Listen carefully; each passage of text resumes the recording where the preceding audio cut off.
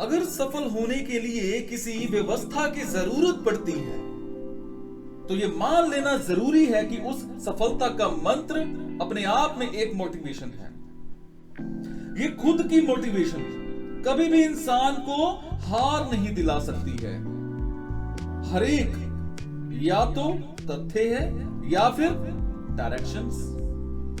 ये हमारे subconscious mind को पहले ही प्रभावित कर चुके होते हैं और जब भी आप अपने सबकॉन्शियस माइंड को डायरेक्शन देते हैं और तब ये स्टेटमेंट या ये मोटिवेशन काम करते हैं। इसलिए जो डायरेक्शन आपके लिए जरूरी और लाभकारी है उन्हें याद कर लीजिए। आपका शांत मन, आपका शांत दिमाग, ये दोनों ही बेहतरीन नतीजे देते हैं।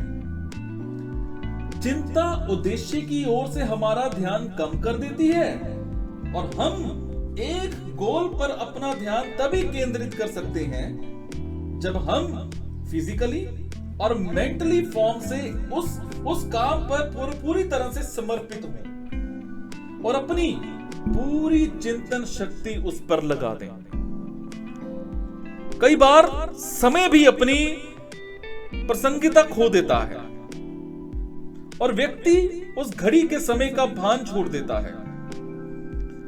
कई बार घंटे भी मिनटों में बदल जाते हैं और कई बार आप मिनटों में काम निपटा लेते हैं जिन्हें पहले करने के लिए घंटे लग जाते थे, और वो भी तब जब हम मल्टीटास्कर हो जाते हैं।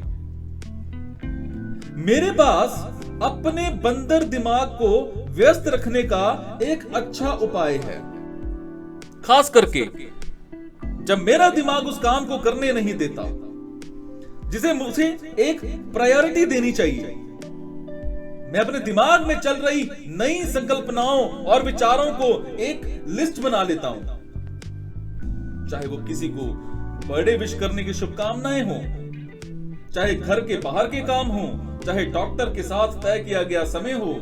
मैं सब एक कागज पर लिख लेता हूं, अपने आप से वादा करके कि प्रायोरिटी जो होती है अपना काम पूरा करके मैं इस काम की एक लिस्ट बना करके लौटूंगा। और ऐसा करने पर मैं हाथ में लिया गया काम पूरे मन से कर पाता हूं और अपने आप को एक समय में एक से ज्यादा काम करने से रोक पाता हूं, जिसका नतीजा कम या कुछ नहीं होता। ये ज्यादातर तब होता है जब मेरा मन हाथ में लिए गए काम में नहीं लगता है और साथ में जब दूसरे कामों की सूची रखने से मैं अपने आप को कंट्रोल करके सामने वाले काम को पूरा कर पाता हूं। ये मेरे मन के दूसरे आत्म को याद दिलाता है